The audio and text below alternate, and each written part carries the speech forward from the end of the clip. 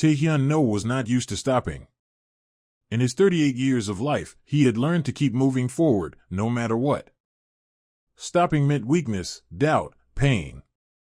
And there had been plenty of pain in his life. When his wife Minju died 2 years ago, he didn't stop. He simply started working more. Signing more contracts. Closing more deals. His software development company grew rapidly, swallowing up competitors like a starving beast with no sense of satiety. A year after Minju's death, the company had doubled its revenue.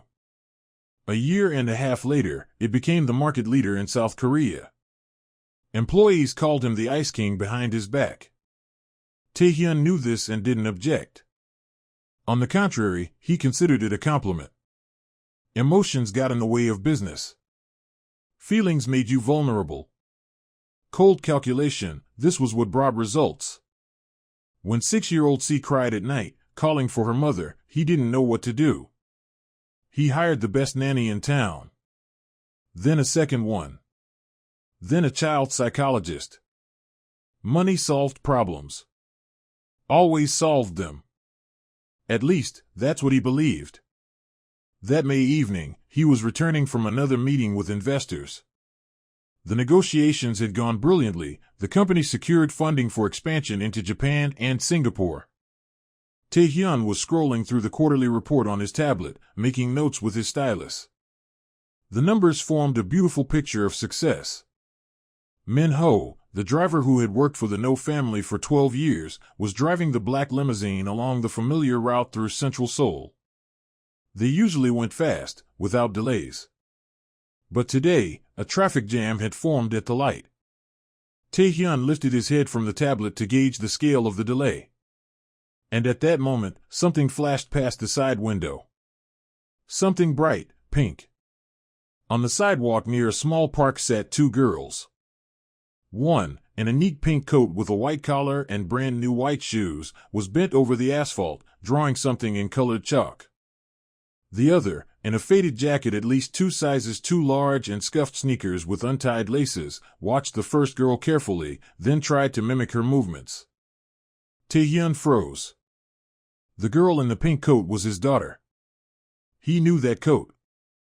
He had bought it himself 3 months ago in an expensive boutique. He knew those white shoes, a birthday gift. He knew the pink backpack with the embroidered unicorn lying on the bench next to her. But he didn't know why his daughter was on the dirty sidewalk with a ragged child. C was supposed to be home, with Nanny MS. On, doing her homework or playing in her room. She certainly shouldn't have been sitting on the asphalt, dirtying her expensive coat. Stop, he said quietly, without taking his eyes off his daughter.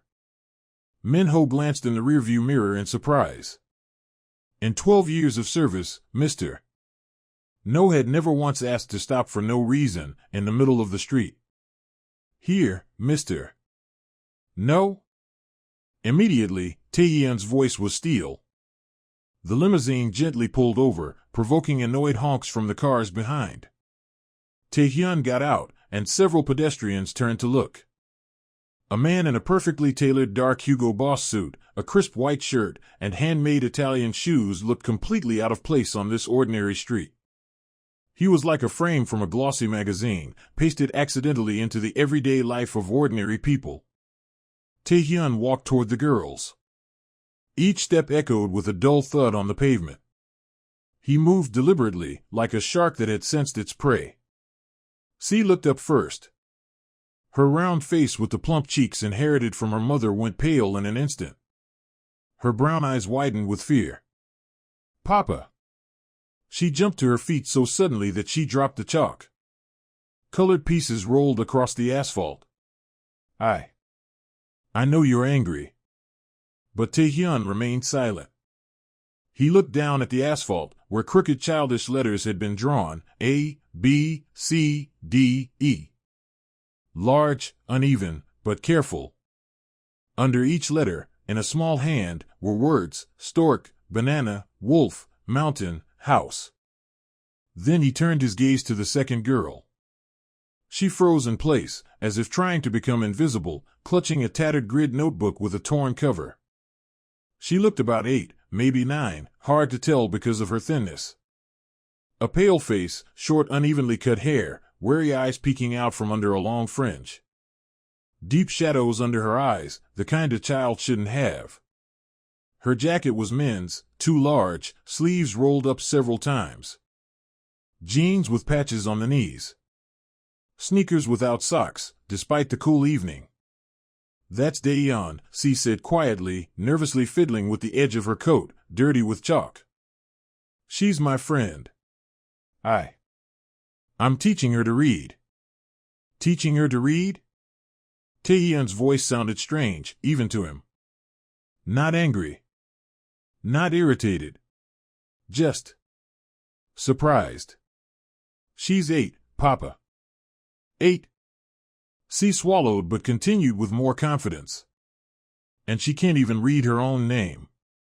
Not even by syllables. Not at all. It's—" She paused, searching for the right word, frowning slightly. "It's unfair. Very unfair." Taehyun slowly crouched in front of the second girl so their eyes were at the same level. Taehyun immediately stepped back instinctively, like an animal used to danger. "Taehyun," he said slowly and clearly. "Right? Your name is Taehyun?" The girl remained silent, clutching the notebook tighter. Her knuckles turned white from the tension. "She doesn't talk to strangers," she quickly interjected, standing between her father and her friend. "Taehyun's mom told her never to talk to strangers. But I know everything about her. Her mom's name is Suhi. They live nearby, in an old building. Taehyun showed me. There," she pointed toward an alley. "Around the corner, then one more corner, and there's a tall building with peeling paint. Will you show me?" Taehyun looked at Taehyun, ignoring his daughter's explanations. The girl shook her head. "Once." Sharply. "Please," Taehyun added softly, and there was something unusual in his voice. Something gentle. "I won't hurt you. Not you, not your mom. I promise. I just want to talk to her." "Why?" Taehyun finally whispered. Her voice was quiet, slightly hoarse, as if she had been silent for a long time and forgotten how to speak loudly. "Because any adult would want to talk to the mother of a child their daughter is teaching to read on the street. That's normal. Right?" Taehyun hesitated. She cast a quick, almost imperceptible glance at C. C nodded encouragingly, smiling her kindest smile. "Okay," Taehyun barely agreed. "But my mom's at work. She'll only be back very late. Very late. She always comes back late." "Then I'll wait," Taehyun replied simply, standing up. "No matter how long it takes." The walk took 15 minutes. Taehyun followed the girls, having sent Minho home. The driver would explain to Nanny MS. On that she would be delayed and that everything was fine. The limousine left, leaving Taehyun in an unusual situation. He was simply walking down the street like an ordinary person. She chatted nonstop, holding Dan's hand. She talked about school, the new music teacher, and how they had made paper crafts yesterday. Taehyun listened silently, but her expression showed that each word was like a story from another planet, a place with schools, teachers, colored paper, and time for crafts. The building turned out exactly as she had described, a 5-story Soviet-era structure with peeling walls and rusty drain pipes. Some windows were boarded up with plywood from others, air conditioners jetted out crookedly, as if they were about to fall. In the yard lay a broken child's bicycle without wheels and empty plastic bottles. Taehyun led them to the side entrance.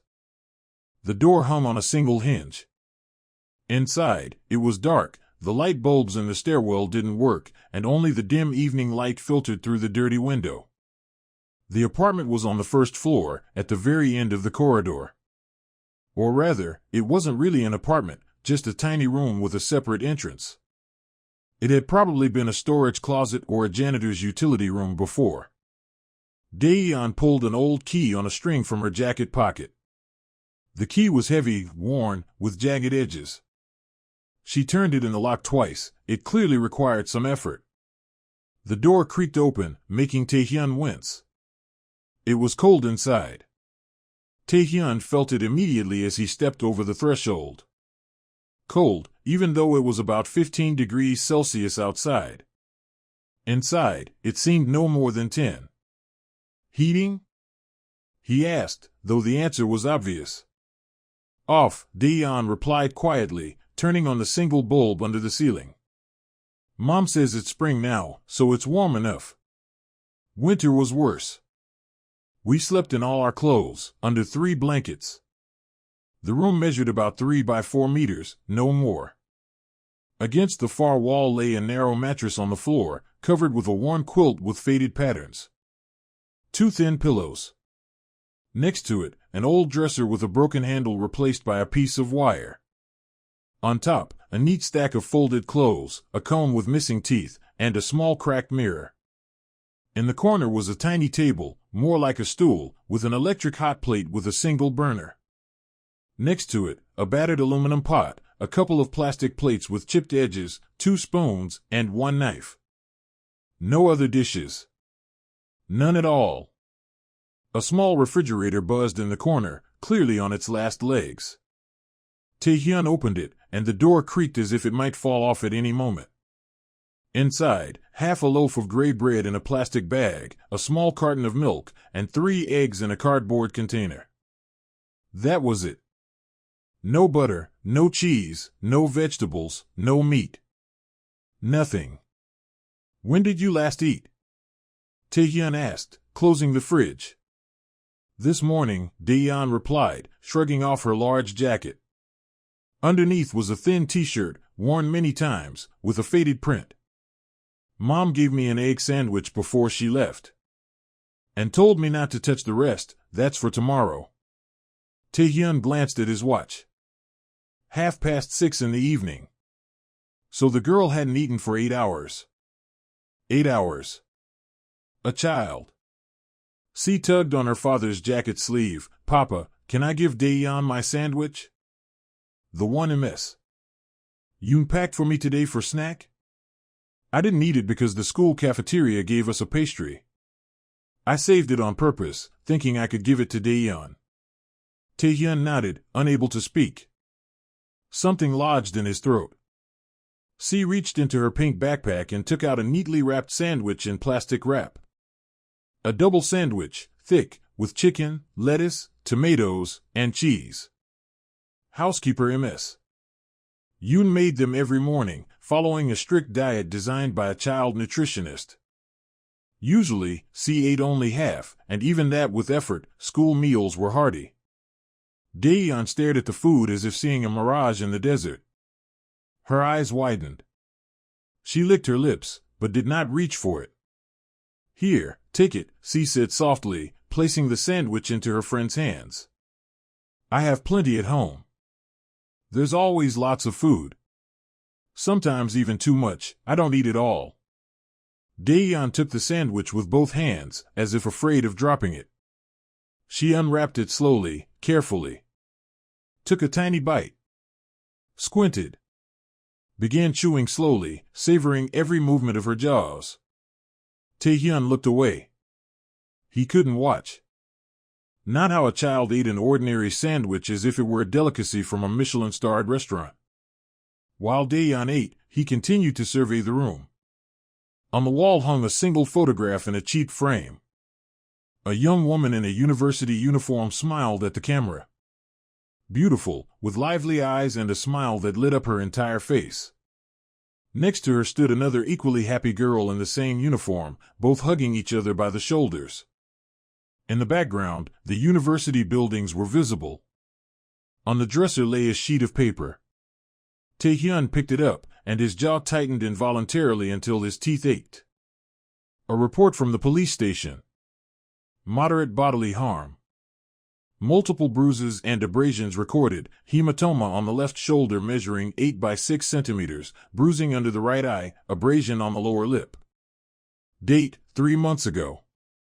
Signed by a doctor. Stamped by the station. Who did this? Taehyun asked, turning to Daeyeon. He tried to keep his voice calm, but it sounded sharper than he intended. Daeyeon stopped chewing. The sandwich froze halfway to her mouth. Daeyeon, Taehyun repeated, this time more gently. Who hurt your mom?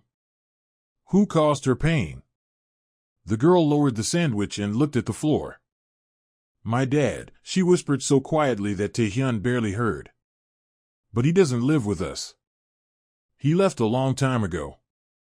When I was very little. Mom says I couldn't even walk yet. Then why does he comes once a year, Daeyeon interrupted, her voice trembling. Always on the same day. The day his mother died. My grandmother, whom I never met. He comes drunk and demands money. Says he must honor his mother properly. Put flowers on her grave and drink for her soul. And if Mom doesn't give enough, or gives too little. Her voice dropped to a whisper. He gets angry. Very angry. Yells. Hits Mom. And then says he'll take me. That he'll go to court and prove Mom can't take care of me. That we live in a bad place, and Mom has no money, and I don't even go to school. And is he right? Taehyun asked quietly. Daeyeon looked up at him, eyes full of tears. Mom tries. She tries so hard. Works and works. But there's still never enough money. Taehyun looked around. Damp patches on the walls, obvious mold. Cold. An empty fridge. One burner. One pot. Mattress on the floor. No toys. No books, except the worn notebook Daeyeon clutched to her chest. This man, her biological father, was right about one thing. This place was no good for a child. Absolutely no good. But Taehyun understood, this father didn't come out of love for his daughter. Not to take her somewhere better. He came for money, using the girl as leverage against her mother. As a tool of blackmail. When does your mom get home from work? Around 10 at night, Daeyeon replied. Sometimes later. She works as a security guard at 3 places. In the morning, a bank. During the day, a shopping center. In the evening, an office building. 3 jobs. Taehyun looked at his watch. 6:45. More than 3 hours of waiting ahead. All right, he decided. We'll wait. C settled on the mattress next to Daeyeon, taking a picture book from her backpack. The girls leaned over the pages, and C began reading aloud, tracing the lines with her finger. Daeyeon listened entranced, whispering along. Taehyun stood by the small window, looking out at the dirty yard, and thought. He thought of his enormous 6-bedroom mansion, of which only 2 bedrooms were used. Of the walk-in closet, where suits cost $5,000 each. Of the fridge the size of a cabinet, always full, half the food thrown away. Of the 3 cars in the garage. Of the garden with a pool. Of C's room, full of toys she barely looked at. And he thought of this room. Of the girl who was hungry. Of the woman who worked 14 hours a day and still couldn't make ends meet. Of the report describing the beatings. Something stirred inside him. Something long forgotten. Something he had buried with Minju 2 years ago. Conscience. Compassion. The desire to help, not for gain, but simply because it's the right thing to do. Soo-hee climbed the stairs slowly, dragging her feet. Her soles burned inside cheap shoes. 14 hours on her feet had left new blisters on top of the old ones. Her back ached. She had spent the entire day patrolling the shopping mall, making rounds on all 5 floors every hour. Her head spun from exhaustion and hunger. She hadn't eaten since morning, leaving her lunch for Daeyeon. But she kept moving. Because her daughter was waiting for her. Because tomorrow she'd get her paycheck from the bank job and could finally buy Daeyeon new sneakers. The old ones were falling apart. Because in 3 months, if she saved every one, she could buy a school uniform, and Taehyun would finally go to school like all normal children. 3 months. Just 3 months. Soo-hee fumbled in her jacket pocket for the keys. The hallway light was out, so she walked by touch, counting her steps. 7 from the stairs, turn left, 5 more steps, the door on the right. She turned the key in the lock and pushed the door open. And froze on the threshold. There was a man sitting in her room. A man in an expensive suit that seemed to radiate money and authority even in the dim light of the single bulb. He sat on her only chair, legs crossed, watching her with a calm, assessing gaze. Next to Taehyun. On the mattress. And there was another girl there. A stranger, wearing a beautiful dress, her hair neatly braided. She was asleep, her head resting on Dan's shoulder, one arm wrapped around her waist. Who are you? Soo-hee's voice broke into a shriek. What are you doing in my home? How did you get in? She stepped forward instinctively, wanting to shield her daughter. To stand between the child and this strange, wealthy man who had come into their miserable room for reasons she couldn't imagine. Taehyun rose slowly from the chair. My name is Taehyun No, he said calmly. This is my daughter, see. She's become friends with your Taehyun. And I thought it necessary to meet you in person. Friends? Soo-hee didn't understand. How? From where? She looked at Taehyun. You went begging again, didn't you? I told you never to do that. I forbade it. Mom, no. Taehyun jumped up, nearly waking C. I wasn't begging. I swear. C was teaching me to read. On the street. We were writing letters with chalk.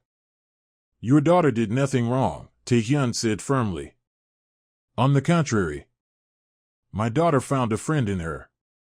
And decided to help. Help? Soo-hee looked around the room in horror, suddenly seeing it through the eyes of a rich man. Dirty walls. A hole in the ceiling patched with tape. A mattress on the floor. A single pot. Oh God. You think she stole something from your daughter? You came to demand compensation. I'll return it all, I swear. Just don't call the police. I already have enough problems with, she didn't steal anything, Taehyun interrupted, coldly, but not cruelly. Quite the opposite. My daughter shared her food with her. Because your refrigerator is empty. Soo-hee went pale. She swayed as if struck, clutching the doorframe for support. I know how this looks, she whispered, her voice breaking as tears filled her eyes. I know I'm a bad mother. But I'm trying. I swear on everything I have, I'm trying my best. I work every day. I don't drink, I don't smoke, I don't waste money. Everything goes to rent and food. But it's still not enough. Never enough. And I don't know what else to do. The last words came out in a cry, and tears streamed down her face. Taehyun was silent. He simply watched her. She was 31, he knew from the police report, where her age had been listed. But she looked older. Much older. Her hair, tied back, was dull and lifeless. Her face was gray, drawn, exhausted. Her hands chapped from constant work. The security uniform hung loosely on her, she had clearly lost weight since being issued it. But in Soo-hee's eyes burned a fire. A stubborn, desperate fire of a mother who refused to give up. Who kept fighting, even when there was nothing left to fight with. Taehyun slowly sat back down. He reached into his jacket pocket, took out a handkerchief, and offered it to her. Listen to me carefully, he said quietly. I didn't come here to judge you. Or to demand anything. I came with an offer. What kind of offer? Soo-hee asked warily, refusing the handkerchief. We don't ask for charity. I didn't raise my daughter to beg. This isn't charity, Taehyun said, placing the handkerchief on the dresser. You can't go on living like this. This place isn't fit for a child. Move into my house. The silence that followed was so deep that the buzzing of the fridge and the voices from the neighboring apartment became painfully loud. What? Soo-hee finally managed. Move into my house, Taehyun repeated calmly, as if suggesting something ordinary. I have a large home in Gangnam. 6 bedrooms, most of them empty. My housekeeper, Mrs. Yoon, has been complaining for years that she can't manage everything alone. You can help her, cook, clean, keep things in order. It's not charity, it's a job. A proper job, with a fair salary, a contract, and all the benefits. You'll have your own room, full board. And I'll enroll Taehyun in the same school she attends. I'll buy the uniform, textbooks, everything she needs. She'll study like any normal child. Soo-hee slowly sank down onto the edge of the mattress. Her legs wouldn't hold her. You're insane, she whispered. I don't even know you. We're complete strangers. True. But I've seen the report of your injuries, Taehyun nodded toward the dresser. I've seen the empty refrigerator. I've seen that your 8-year-old daughter can't read her own name because you can't afford school. And I've seen her eat an ordinary sandwich as if it were the last meal of her life. I don't have money for a uniform, Soo-hee clenched her fists so tightly her nails dug into her palms. But I'm saving. Every day I put aside a little. Another month, and I'll be able to. A month? Taehyun leaned forward. A year? 5 years? How much longer will your daughter starve and freeze while you save? And what happens when he comes back? He? Soo-hee went pale again. Taehyun's father. Her biological father, the one who beats you and threatens to take her through the courts.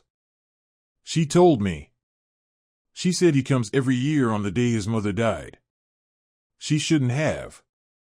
Soo-hee covered her face with her hands. She should have. Because it's the truth. And you know what?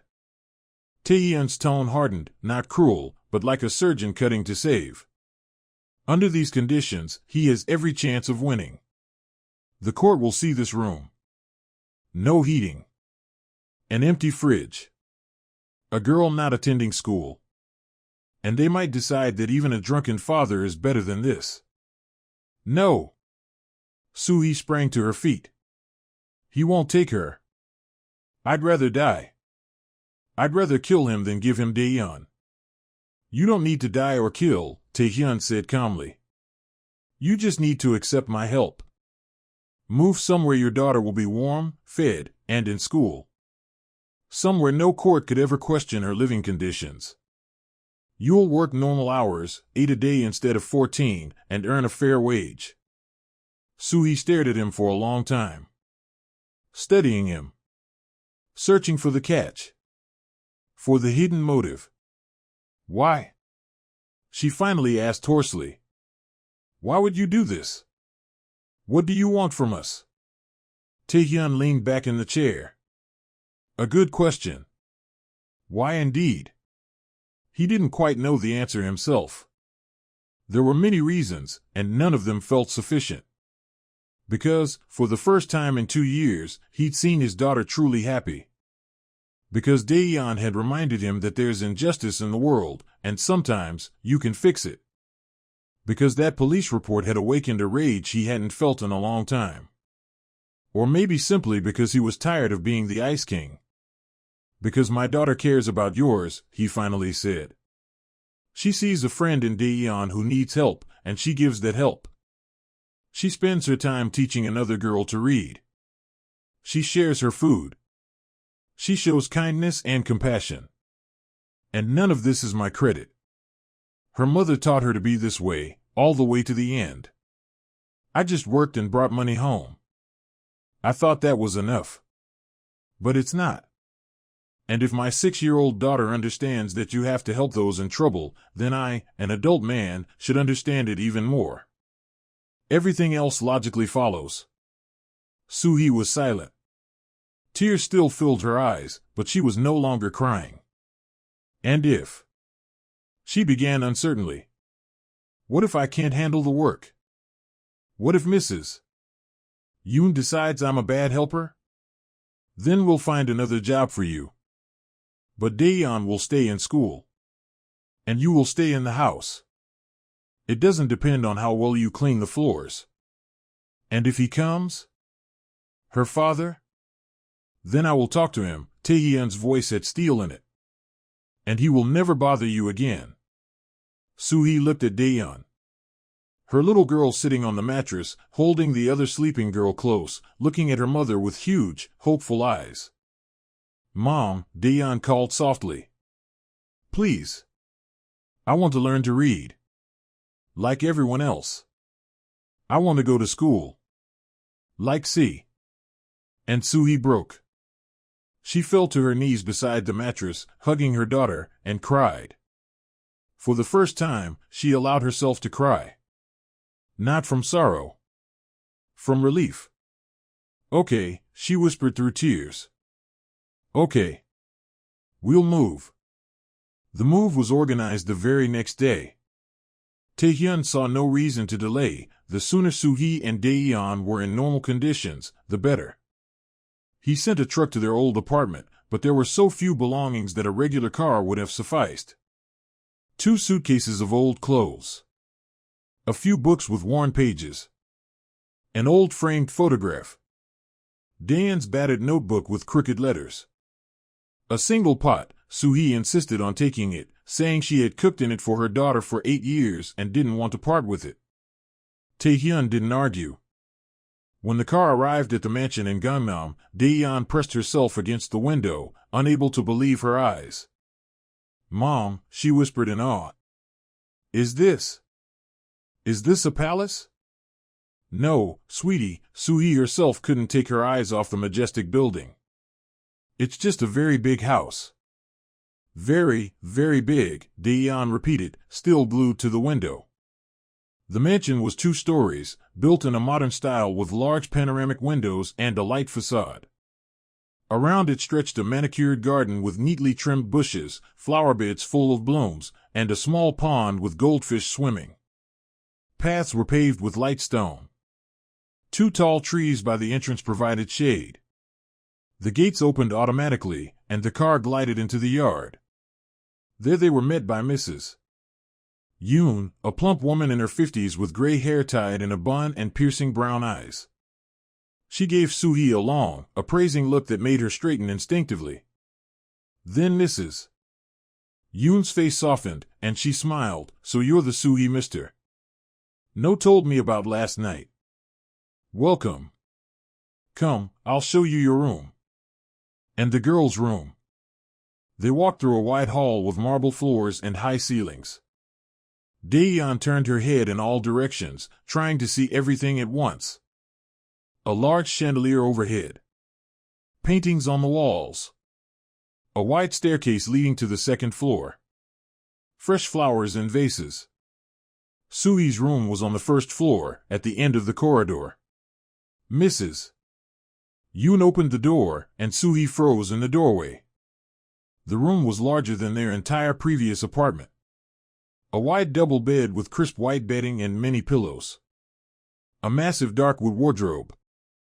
A desk by a large window overlooking the garden. A soft armchair in the corner. A private bathroom with a shower, sink, and a real bathtub. Here.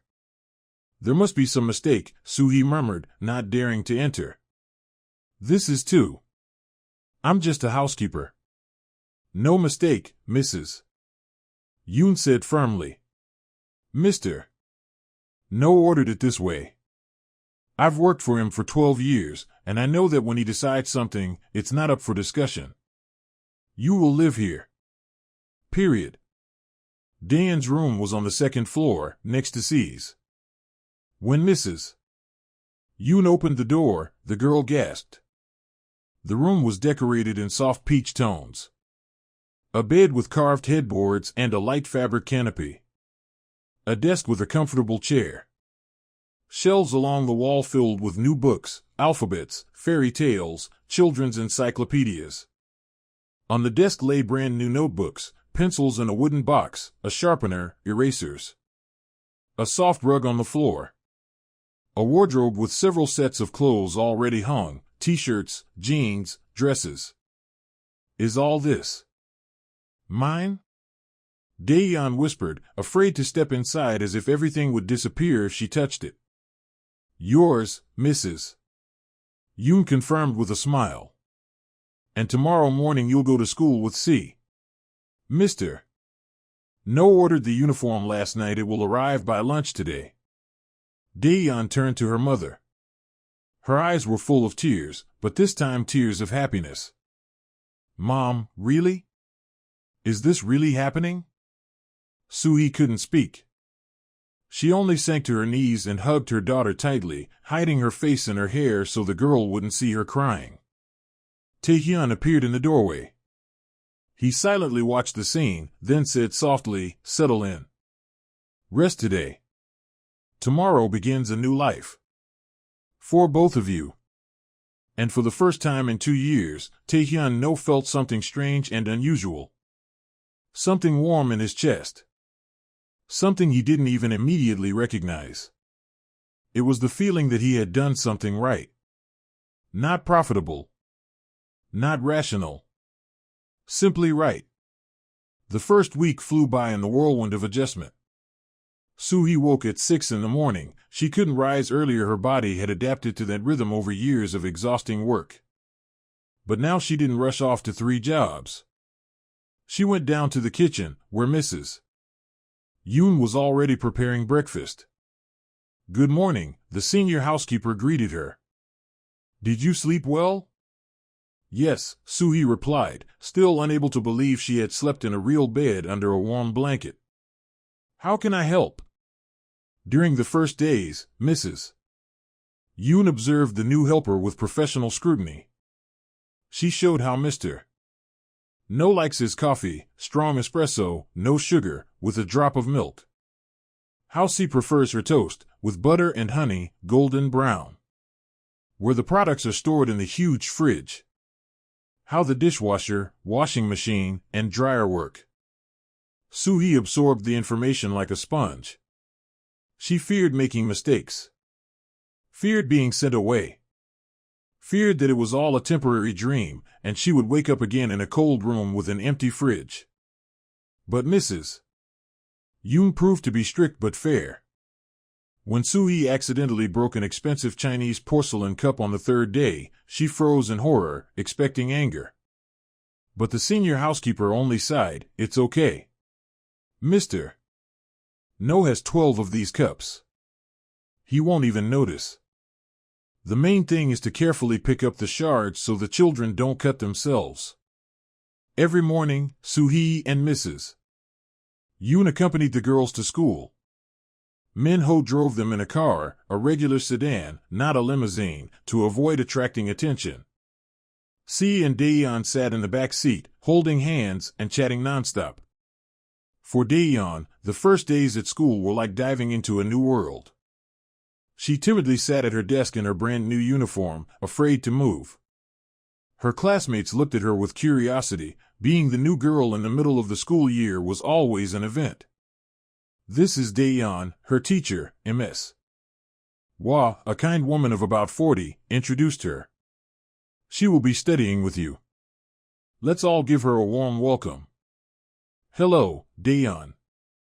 The class responded in unison. After class, C didn't leave her friend's side for a step. She showed her around the school, spacious classrooms, the library, the gym, the cafeteria, and introduced her to the other children. "This is Mina, she's really good at drawing," C introduced. "And this is June, he's the funniest.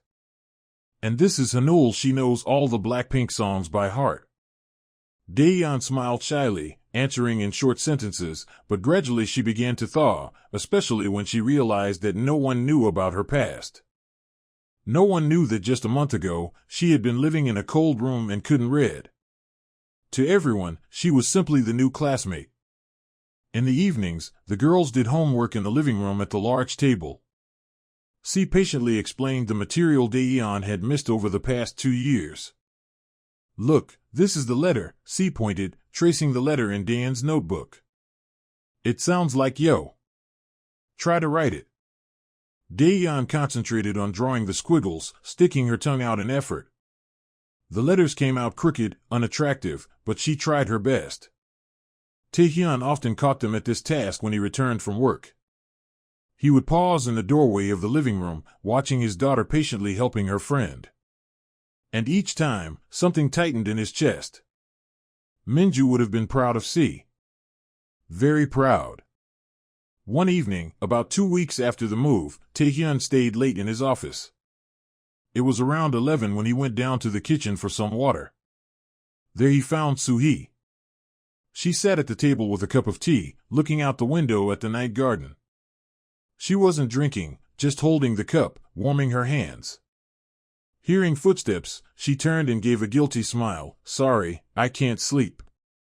I'm not used to sleeping this much yet.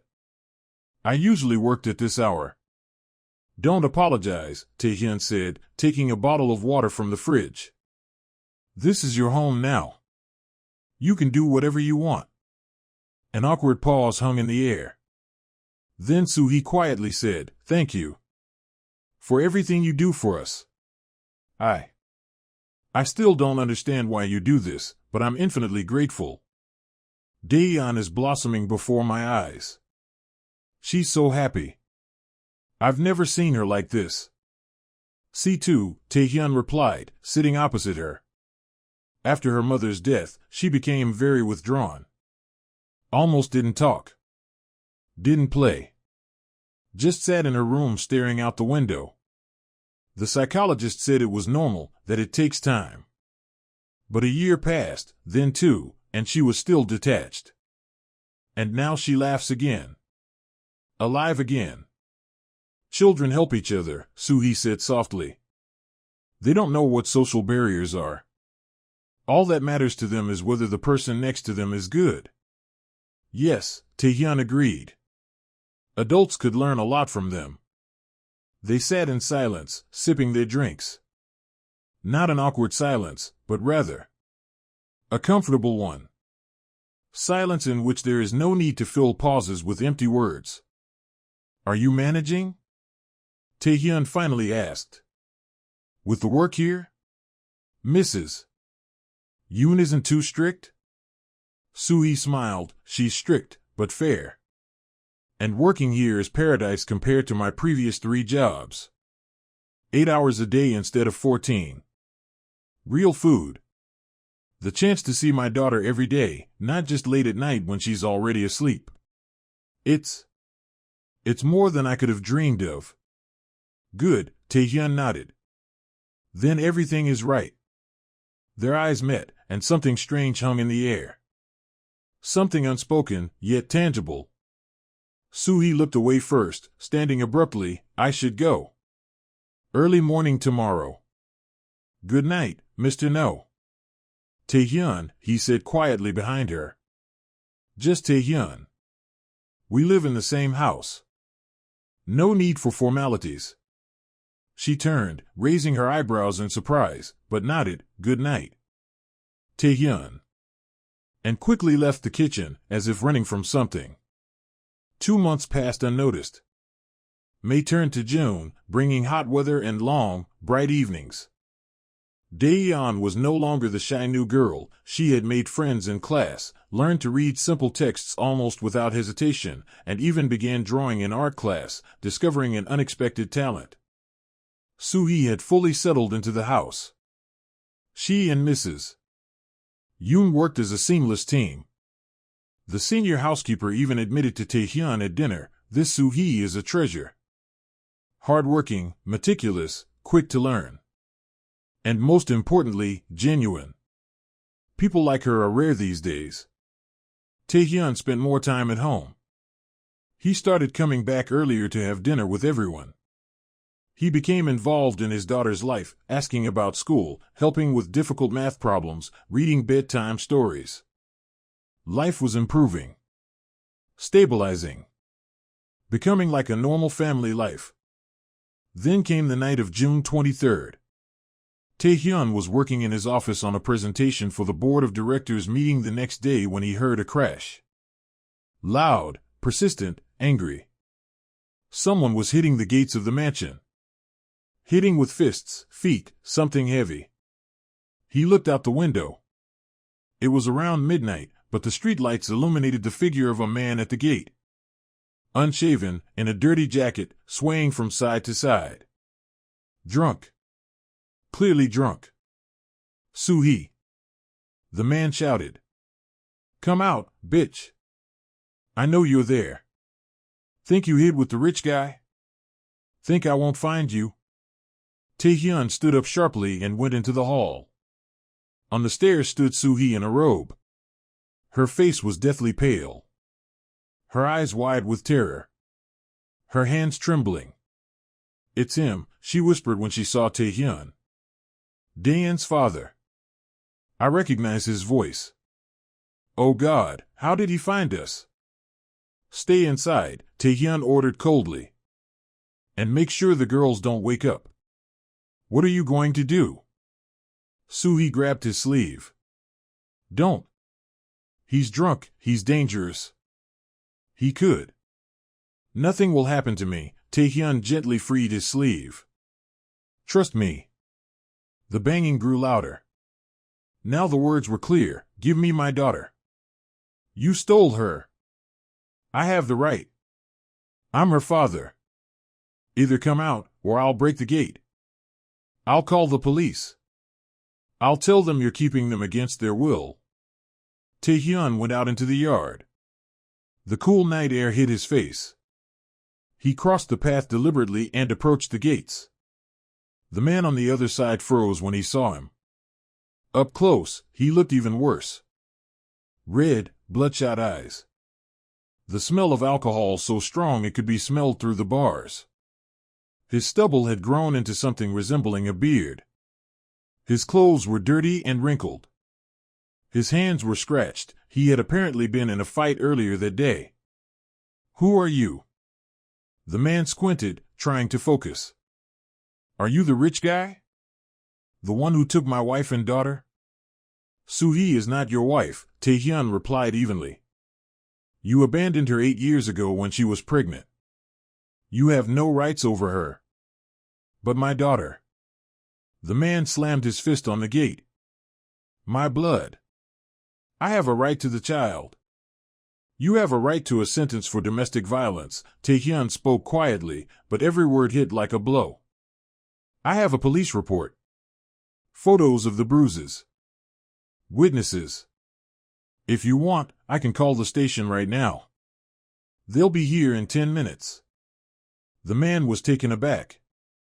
Clearly, he hadn't expected such a response. I didn't mean to. She made me.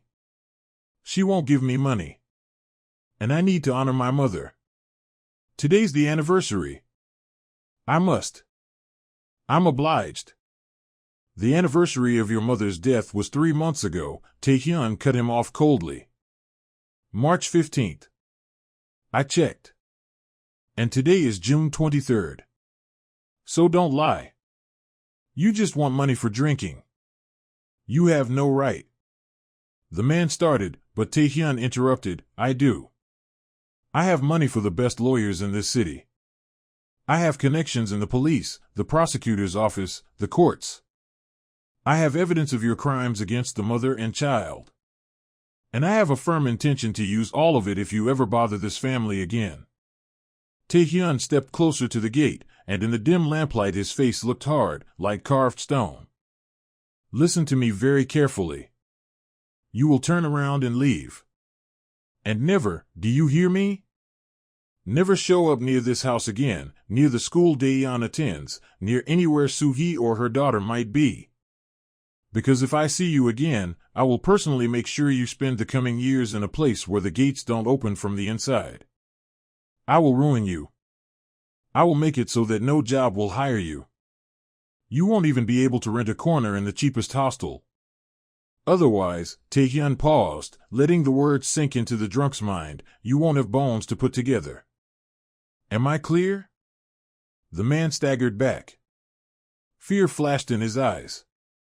He stood there for a moment, swaying, trying to say something, but the words wouldn't come. Finally, he cursed and lumbered away, stumbling over his own feet. Taehyun stood by the gate until the figure disappeared into the darkness. Only then did he turn and return inside. Soo-hee was sitting on the bottom step of the stairs, hugging herself. She was trembling all over, even though the house was warm. "He's gone?" she asked in a quivering voice as Taehyun entered. "Gone. He'll come back," Soo-hee whispered. "He always comes back. Every year. Sometimes even more often. He'll keep coming back until he gets what he wants, or until—" "He won't come back," Taehyun said firmly, sitting beside her. "I promise you.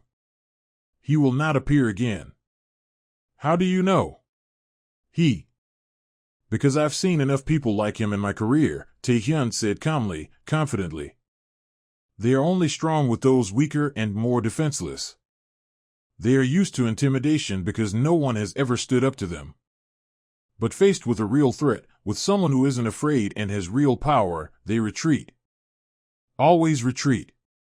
Because deep down, they are cowards." Soo-hee didn't answer. She just began to cry. Silently, shivering all over, covering her face with her hands. She cried from relief, from years of accumulated fear, from the understanding that finally, someone was standing up for her. Without hesitation, Taehyun put his arm around her shoulders.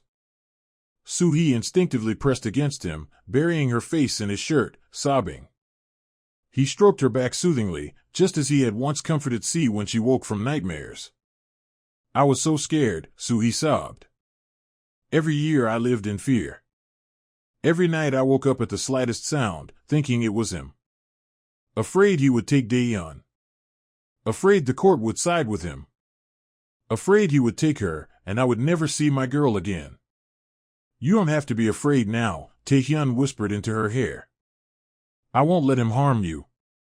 Not you, not Taehyun. I promise." They sat like that for a long time, he didn't know exactly how long. Minutes blurred. Gradually, Soo-hee's sobs subsided.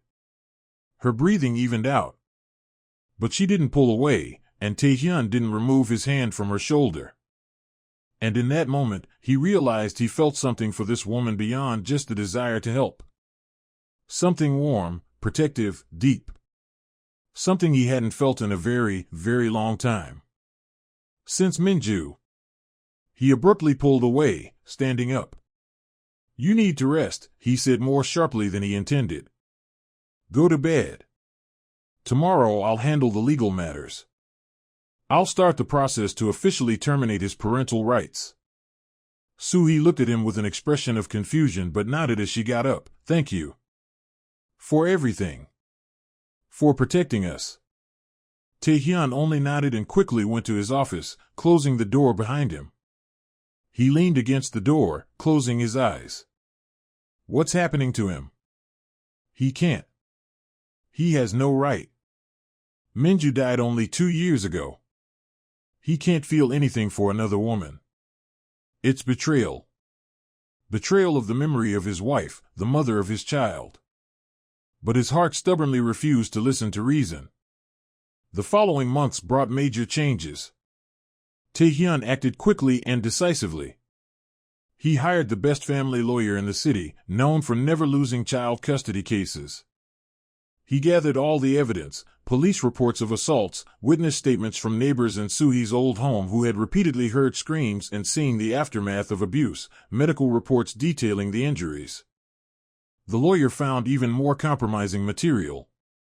Taehyun's biological father had a criminal record for hooliganism.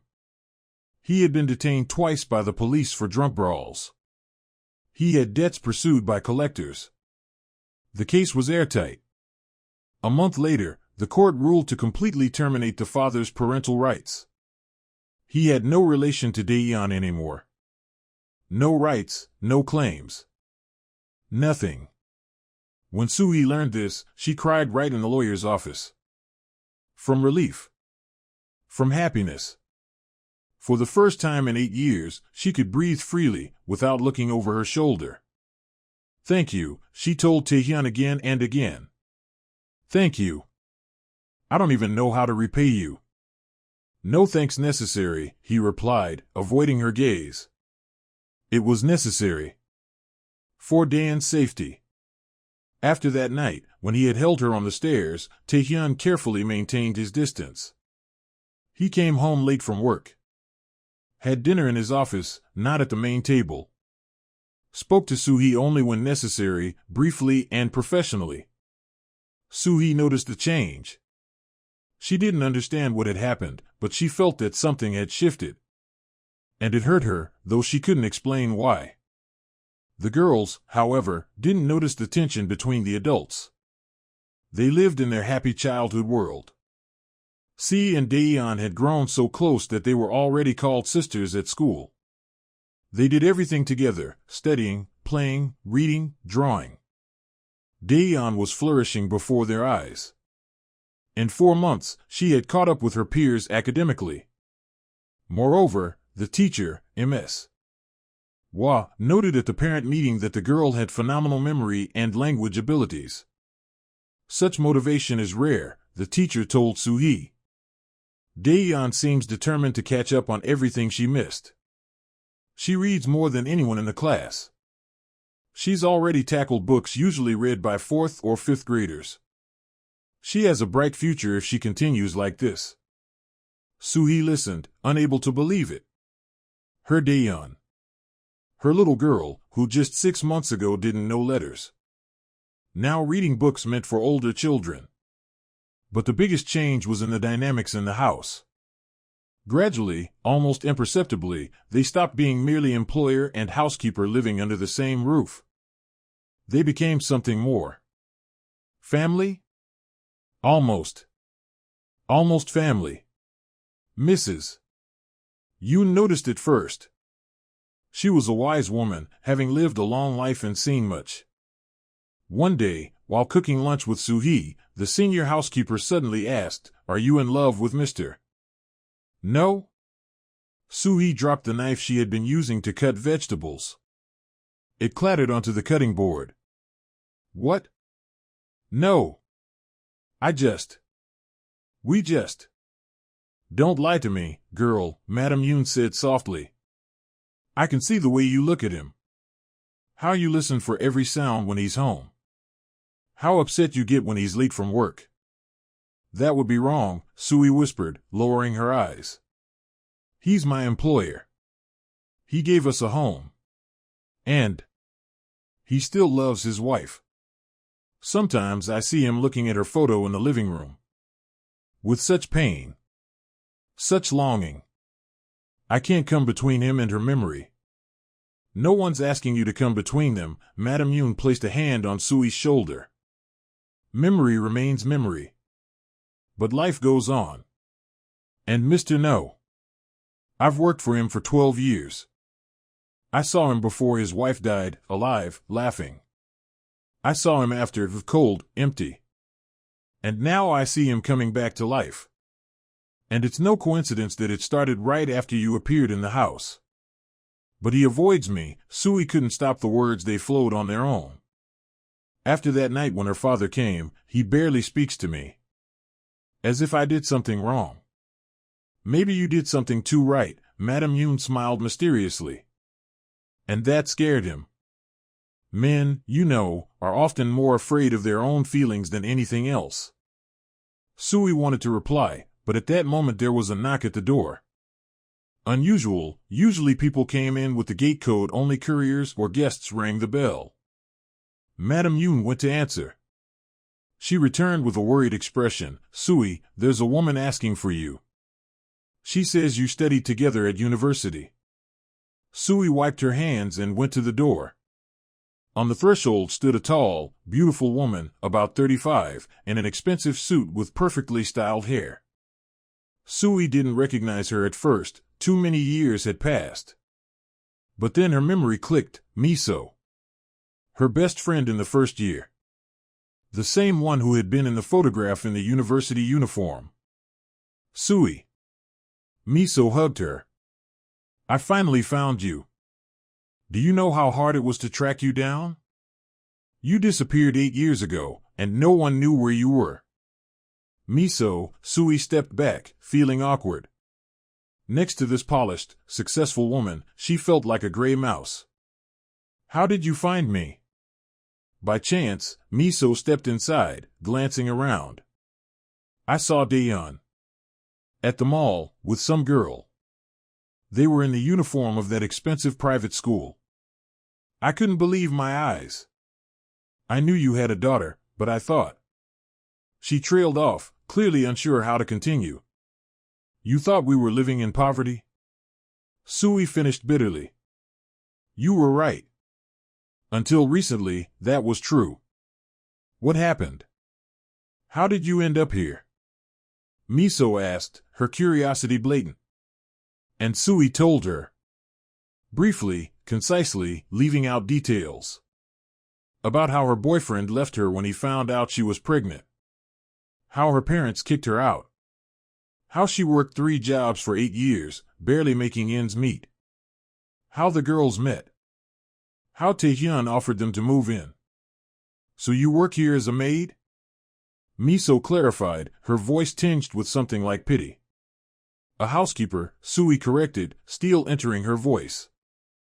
And it's the best job I've ever had. I get a decent salary, normal conditions. My daughter goes to an excellent school. We're safe. We have a home. What more do we need? But still, Miso lowered her voice, you do realize it's temporary, right? That he could change his mind at any moment and throw you out? You're completely dependent on his goodwill. He won't throw us out, Sui said firmly. He's not that kind of person. How do you know? Rich people are unpredictable. Today they play philanthropists, tomorrow. He's not playing, Sui felt anger rise inside her. He genuinely helps us. And I trust him. Miso was about to reply when the office door opened, and Taehyun stepped out. Hearing voices, he came to see who had arrived. Seeing Sui with an unfamiliar woman, he stopped. Is everything okay? Yes, Sui answered quickly. This is my old university friend. Miso, this is Taehyun No, the homeowner. Miso sized him up with an appraising look, expensive home suit, confident posture, cold handsome face. And Sui suddenly noticed something in her friend's eyes that she didn't like. Interest. Open female interest. Very pleased to meet you, Miso extended her hand. I've heard of your company. You're a good person for helping Sui. Not many would have done that. I do what I believe is right, Taehyun replied briefly, shaking her hand. Nice to meet you. Excuse me, I need to get back to work. He nodded and returned to his office without even looking at Sui. She felt a sting. Such a short, cold conversation. Like with a stranger. After Miso left, Sui stood in the hall for a long time, staring at the closed office door. She wanted to knock. To ask if everything was okay. Why he had withdrawn. What she had done wrong. But she didn't dare. Because Madame Yoon was right. She was in love. Hopelessly, foolishly, irrationally in love with a man who still loved his deceased wife. A man who gave her shelter out of pity, not feelings. And that scared her more than her biological father Dan's threats ever had. September was drawing to a close. Taehyun had been living in Taehyun's house for almost a year, and life finally seemed stable. The girl had become an excellent student, the teachers never stopped praising her abilities and diligence. She read everything in sight, devouring book after book, as if trying to make up for all the lost years without an education. C and Taehyun were inseparable. At school, they were called twin sisters, though they looked nothing alike. C, round-faced, plump cheeks, braids.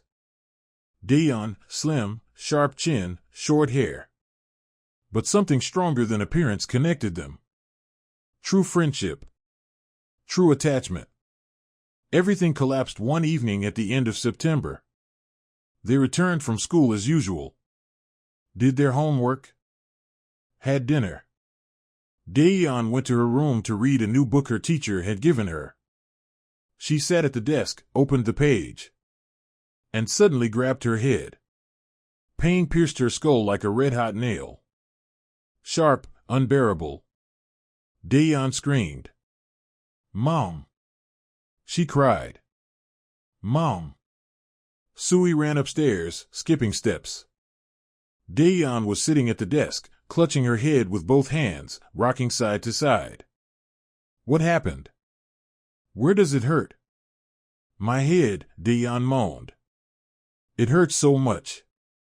As if something is pounding inside. Like a hammer. Hard."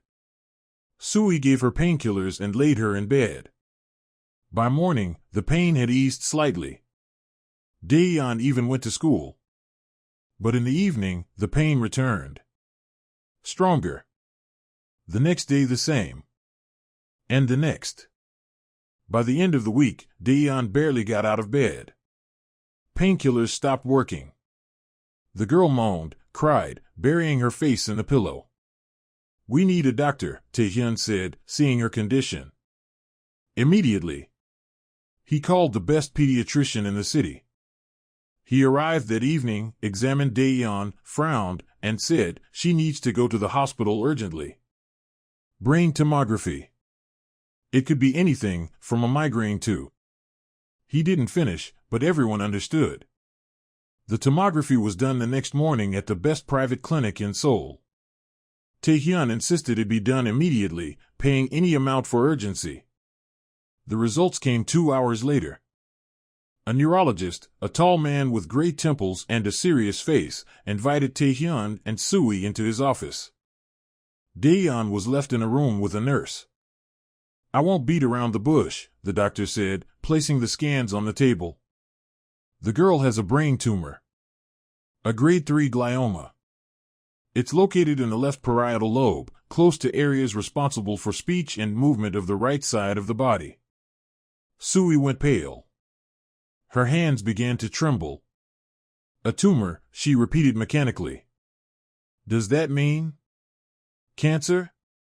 "A glioma is a type of brain tumor," the doctor explained carefully. "It can be either benign or malignant. In this case, we need a biopsy to know for sure.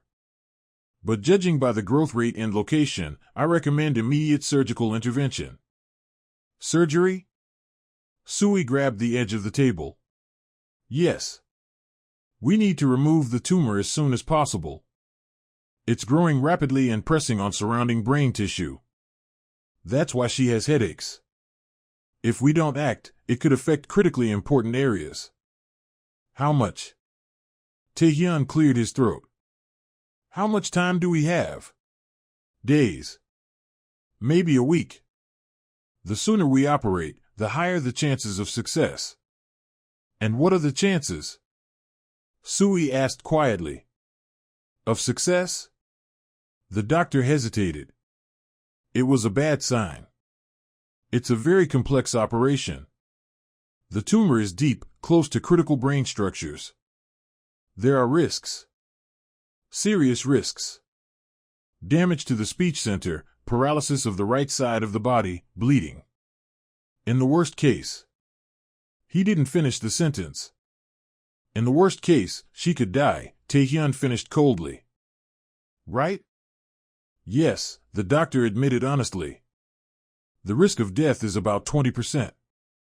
But if we don't act, it's 100%. The tumor won't stop on its own." Sui covered her face with her hands.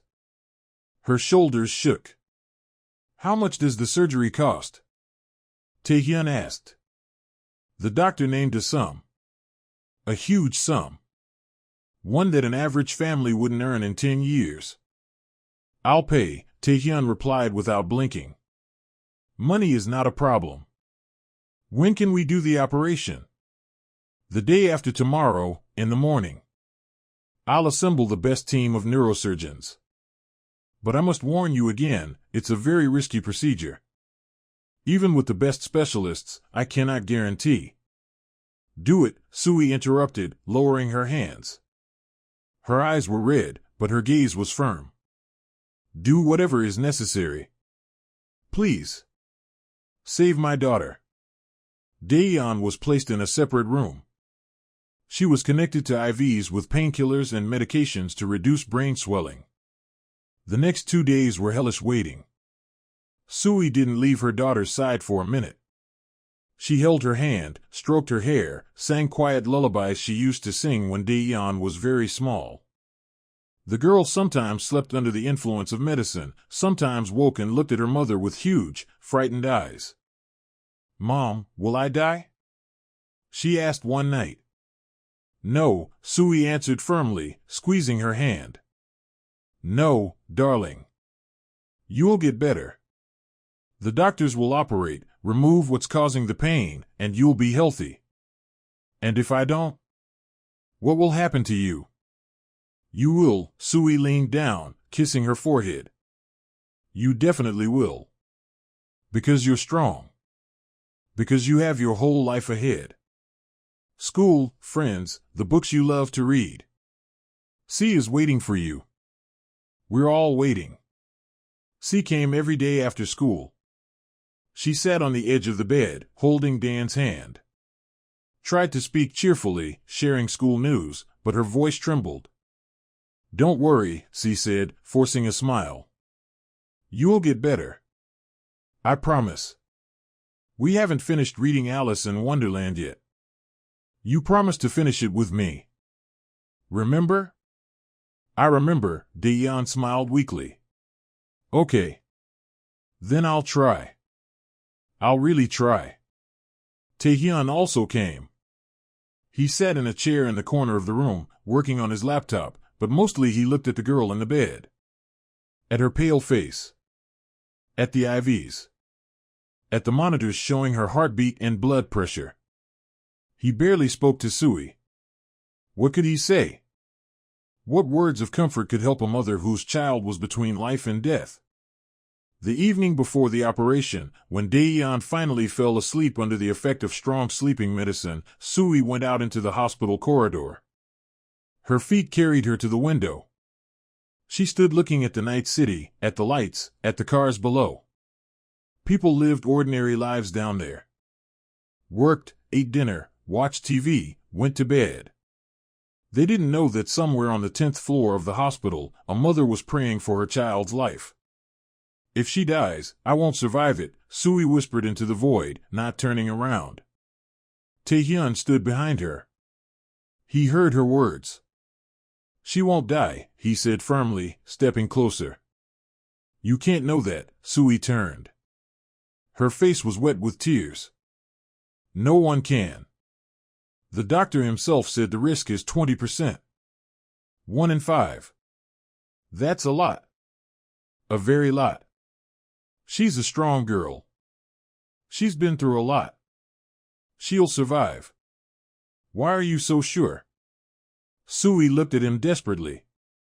Why do you believe it? Because she has a reason to live, Taehyun stepped closer. You. See. All the books she hasn't read yet. Her whole life ahead. She won't go. She can't go. Sui began to cry. Not quietly, not restrained. Loudly, sobbing like a child. All the accumulated tension, fear, and despair burst out. She cried until she couldn't breathe. Taehyun held her. Tight, protectively, like holding something precious. She buried her face in his chest, her body shaking with sobs, and he simply held her, stroking her back, letting her cry it out. I can't lose her, she sobbed. She's all I have. Everything. If she goes. She won't go, Taehyun repeated, kissing the top of her head, almost unconsciously. I promise you. She won't go. They stood like that for a long time, holding each other in the empty hospital corridor, and Taehyun realized he could no longer deny it. He loved this woman. Loved her strength, her devotion to her daughter, her kindness. Loved her in a way he never thought he could love again after Minju's death. And he didn't want to lose either her or Taehyun. They had become his family. Not immediately, not suddenly, but gradually, imperceptibly, letter by letter, day by day. They had entered his life and filled the void that had been there for 2 years. "Sui," he whispered into her hair. "I." But the hospital room door opened, and a nurse came out. "Ma'am, the girl has woken up. She's calling for you." The moment was broken. Sui pulled away sharply, wiping her tears, and ran to her daughter. Taehyun remained standing in the corridor, clenching his fists. Tomorrow was the operation. Tomorrow everything would be decided. The surgery was scheduled for 8 in the morning. At 6, the nurses began preparing Taehyun. She was changed into a hospital gown, given preoperative medications, and all tests were checked again. Taehyun was calm.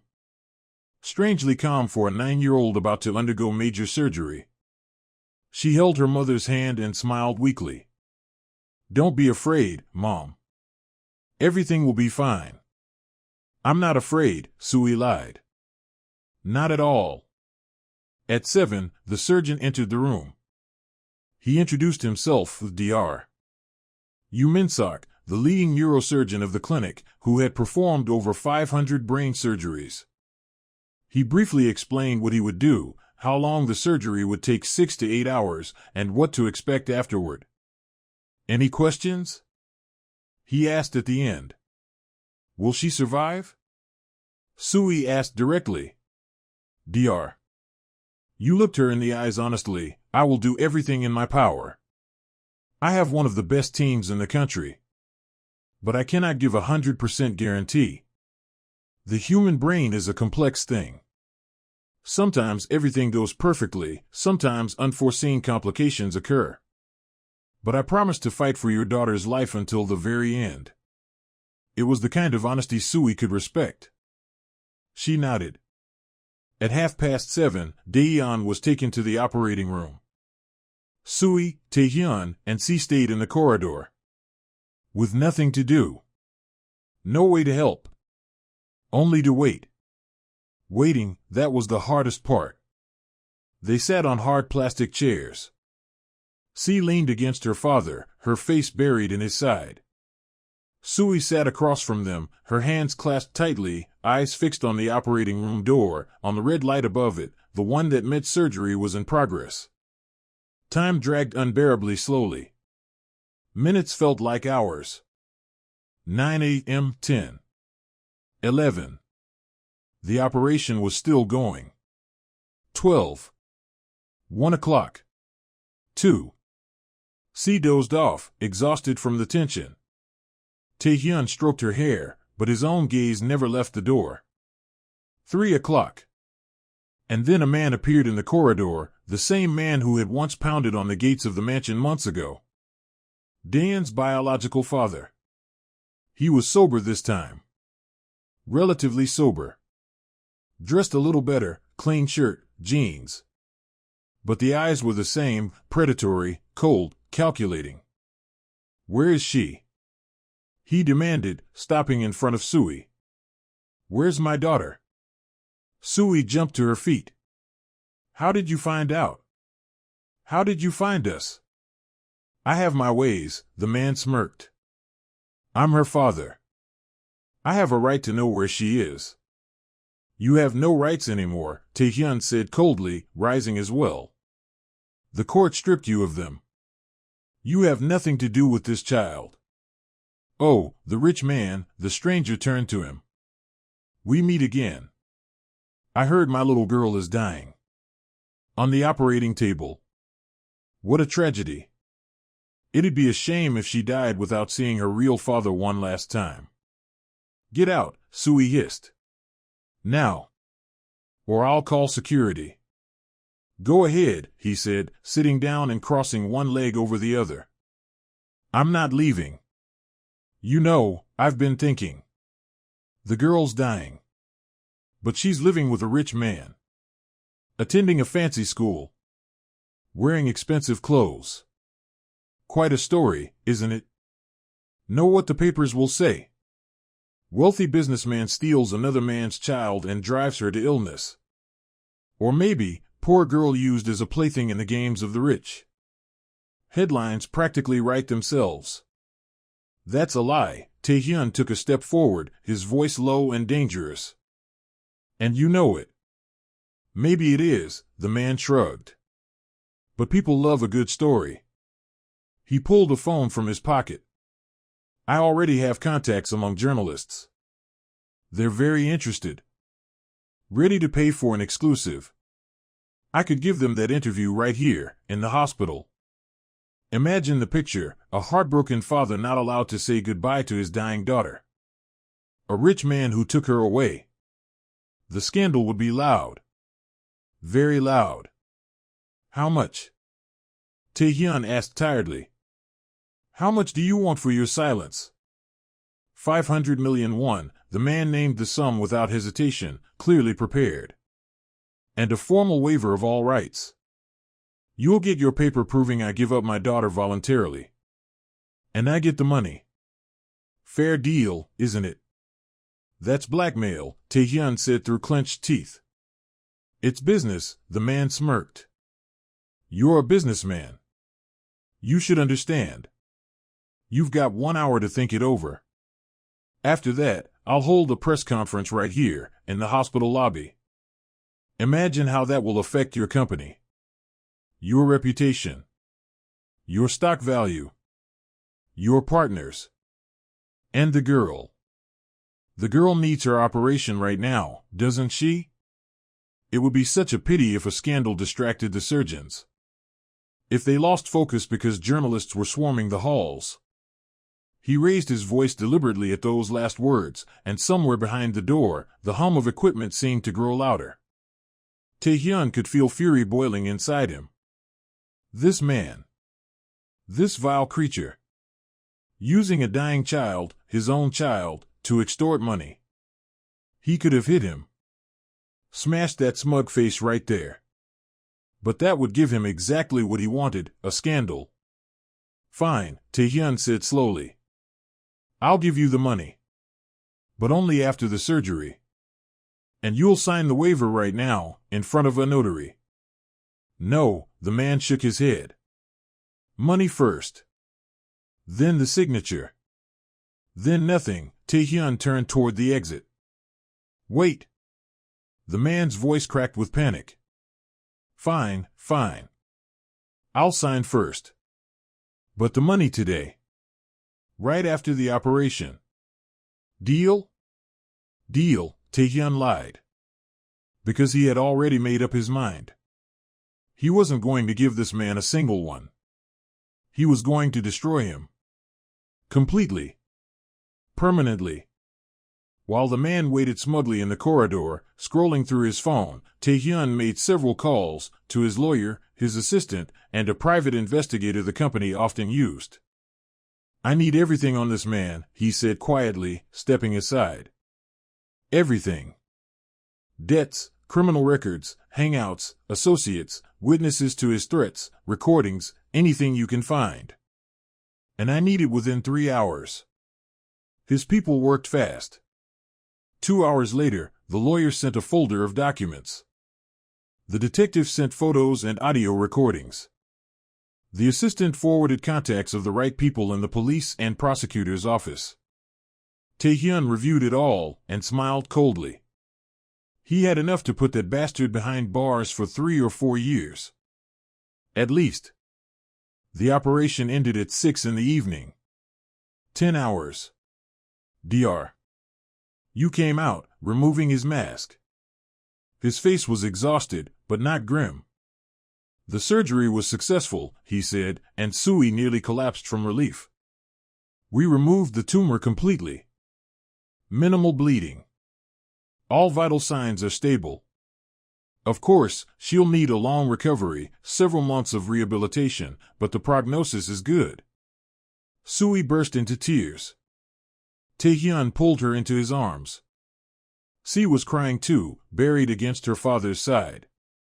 And then the biological father stood up, rubbing his hands. Well, rich man. The girl survived. Excellent. Now, about our little deal. Taehyun released Sui and turned to him. His face was utterly calm. Yes. About our deal, he said, taking out his phone and pressing a button. 2 police officers walked into the corridor. What? What is this? The man stammered, paling. This is an arrest, Taehyun said evenly. For blackmail, extortion, threats, and violating a court restraining order. I have recordings of everything you said today. Witnesses. Proof of your debts, unpaid fines, and criminal connections. You'll spend at least 3 years in prison. And when you get out, you'll have no rights to Taehyun. None. Ever again. You can't do this. The man shouted as the officers handcuffed him. I'm her father. You were never her father, Taehyun said coldly. A father protects. Cares. Loves. You did the opposite. And now you'll pay for it. The man kept yelling, swearing, but they were already leading him down the corridor. His voice grew fainter and fainter until it disappeared completely. Taehyun turned back to Sui. She stared at him wide-eyed. You planned all of this? Yes, he said simply. I never intended to give him a single one. I intended to destroy him. For good. And without thinking about propriety, about where they were, about the nurses and the visitors around, Sui rushed to him and embraced him. Tightly. Desperately. Gratefully. Thank you, she whispered. Thank you. Thank you. Taehyun held her close, eyes closed. It was over. Finally, it was over. Taehyun spent another 3 weeks in the hospital. Recovery was slow but steady. In the first days after surgery, she hardly moved, her head was bandaged, and in addition to the IVs, there were drains and monitors. But gradually, the girl began to regain her strength. First, she opened her eyes. She recognized her mother. She gave a weak smile. Then she began to speak. At first, single words, then full sentences. The doctors checked her speech functions. The tumor had been close to the speech center, and there had been concerns. But there was no problem. Taehyun spoke normally. She read. Recognized letters. After a week, she began sitting up in bed. 3 days later, she stood with assistance. By the end of the 3rd week, she was walking around the ward on her own, though slowly. Every day, Taehyun and Madame Yoon visited her. They brought books, fruits, and drawings. They shared news from home. Read aloud the continuation of Alice in Wonderland, which they had never finished. See? She said triumphantly. I told you you'd get better. And look, you did. You were right, Taehyun smiled. As always. When Taehyun was finally discharged, a surprise awaited her at home. Taehyun had organized a small celebration, not too loud, so as not to tire the girl, but warm enough to show she had been missed. Balloons, a cake, and a garland that read, "Welcome home." Home, Taehyun whispered, stepping over the threshold. Yes. This is my home. Our home. Recovery continued at home. Taehyun could not return to school for another 2 months. The doctors insisted on home education. Her teacher came 3 times a week. The rest of the time, took on the role of tutor gladly. Slowly, day by day, life returned to normal. By December, Taehyun was almost indistinguishable from any other child. The hair that had been shaved for surgery grew back into short, dark curls, which insisted looked stylish. The scar on her head gradually faded, hidden beneath her hair. But something else was happening in the house. Something nobody spoke of aloud, but everyone noticed. Taehyun and Sui began spending more time together. After dinner, they often stayed in the kitchen, sipping tea and talking. About the past. About the future. About the children. About life. Taehyun told her about Minju. About who she had been, kind, joyful, loving. About her dream of becoming a teacher and helping children. About how she had died, suddenly, from an aneurysm which no one had expected. 1 minute she was laughing while preparing breakfast. The next, she collapsed, and she was gone. I thought I'd never be able to love again, he admitted one evening. I thought it would be a betrayal of her memory. That I had to remain loyal to the dead, not seek someone alive. And what changed? Sui asked softly. Taehyun looked at her face bathed in the soft glow of the kitchen light. At her hands, which had worked so hard. At her eyes, full of strength and kindness at the same time. You, he said simply. You changed everything. Not immediately. Not suddenly. Gradually. You showed me that life goes on. That you can love a memory, but still embrace the present. That Minju wouldn't have wanted me to spend the rest of my life alone. Sui took his hand in hers. I'm in love with you, she confessed. Probably have been for a long time. Since the moment you confronted her father and protected us. Or even before. I don't know exactly. But I was afraid to say it. Afraid you'd think it improper. That I was an ungrateful woman trying to seduce my benefactor. You're not ungrateful, Taehyun said, squeezing her hand. And I'm not a benefactor. I'm just a man who fell in love with an extraordinary, strong woman. And I want to be with you. I want you and Taehyun to be part of my family. Officially. He stood up. Dropped to one knee right there in the kitchen, at 11 at night, in his home trousers and an old t-shirt. No rings.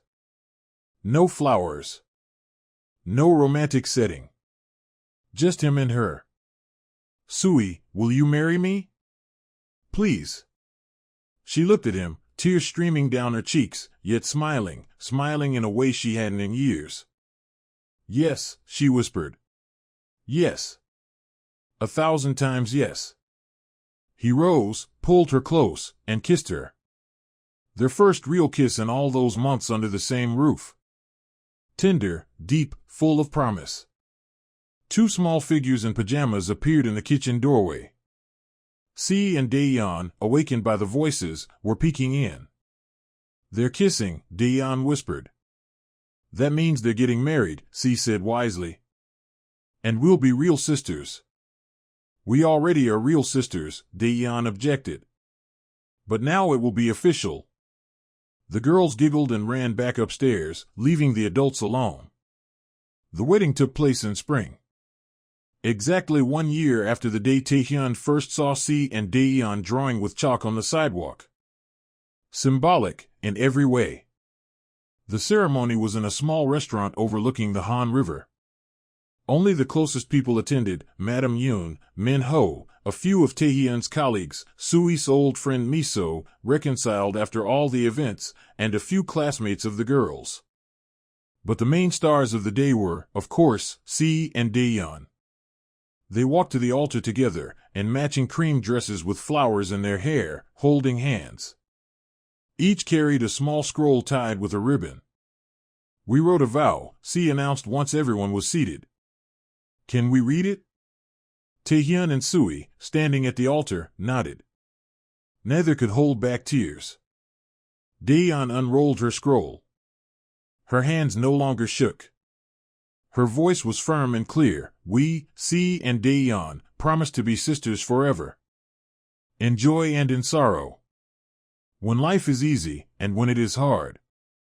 We promise to protect each other, support each other, and love each other. Like real sisters. C continued, reading her part, because family is not just blood. Family is those who are there when you need them. Those who teach you to read on the sidewalk with chalk. Those who share their sandwich when you're hungry. Those who hold your hand in the hospital. Those who love you just for being you. Taehyun concluded, and we need each other. Forever. Because we are family. A real family. She read the entire vow without a single pause, without a single mistake. The girl who, just over a year ago, had not even known letters, now read a vow she had written herself, in front of a full room. Not a single dry eye remained in the room. Even Minju, the stern driver with 20 years of experience, dabbed his eyes with a handkerchief. Madame Yoon cried openly, unashamed. After the ceremony, there was a small banquet. People ate, drank, laughed, congratulated the newlyweds. At one point, Taehyun led Sui to the balcony, overlooking the river. "Happy?" he asked, holding his wife by the waist. "Happier than I ever dreamed," Sui pressed against him. "Sometimes it feels like a dream. That I'll wake up in that cold room, and it will all vanish." "It's not a dream," Taehyun kissed her temple. "It's reality. Our reality. The one we built together. You know what I think about?" She lifted her head, looking at the stars above the river. "That day when you got out of the limousine. I pictured so many times how our lives would have turned out if you had just driven past. But I didn't drive past." "Why?" She turned to him. "Why did you stop then?" "I've thought about it many times, but I never fully understood." Taehyun paused. It was a question he had asked himself countless times over the past year. "Because I saw my daughter doing something truly important," he began slowly. "Not for herself. For someone else. She was teaching another girl to read. Just like that. Not for money, not for praise. Simply because it was the right thing to do. And I realized she hadn't learned that from me. I taught her success, discipline, determination. But kindness, compassion, the ability to see another's pain, that was her mother who taught her. Minju. Until the very end, she was an example of humanity. And in that moment, I thought, if I drive past, if I don't stop, I'll betray everything she taught C. Betray her memory. Betray C herself, who tried to show me what a real person should be." Sui cupped his face in her hands. "Minju would be proud of you. Proud of the father you've become. Proud of the man you are." "I hope," Taehyun replied quietly. "I hope she's watching us somewhere and smiling. That she's happy C is happy. That she has a sister now. That I have you." "She is watching," Sui said confidently. "I can feel it. And she's glad. Glad we found each other." They stood on the balcony, holding each other, looking out at the lights of nighttime Seoul. From inside the room, laughter could be heard, C and Taehyun playing with other children, running between tables. Happy. Healthy. Alive.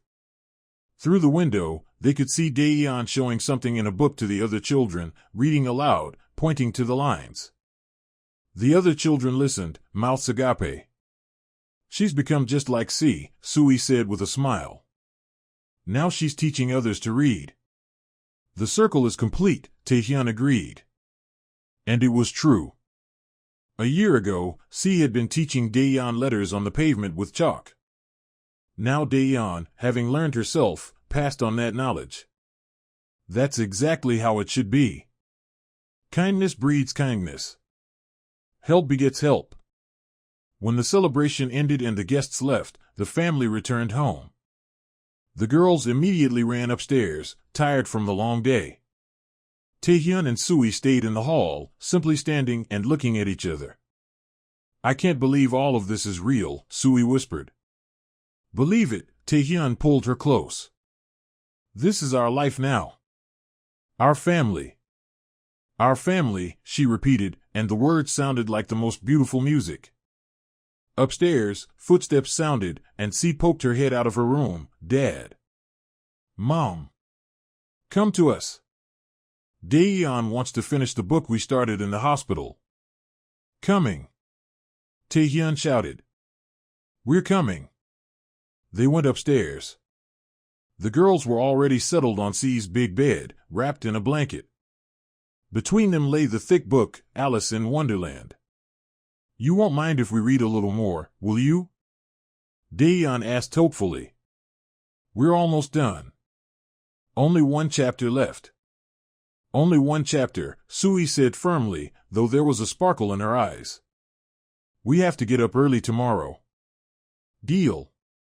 Taehyun and Sui sat on the edge of the bed. Taehyun opened the book at the bookmark and began reading. Her voice flowed evenly, confidently, with proper intonation and pauses. She no longer stumbled.